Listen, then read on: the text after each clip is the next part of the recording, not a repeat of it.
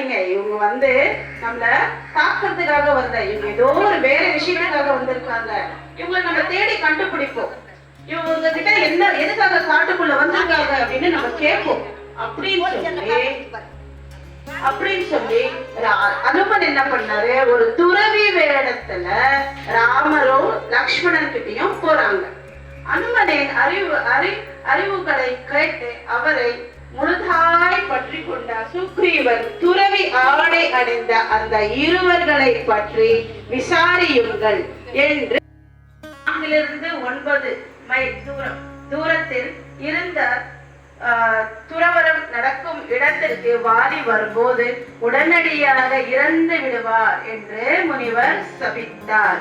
மேலும் இந்த பகுதியில் வசிக்கும் வாலியின் ஆதரவாளர்கள் உடனடியாக வெளியேற வேண்டும், இல்லையெனில் அவர்களுக்கு சபிக்கப்பட்டு விடுவார்கள் என்று கூறினார்.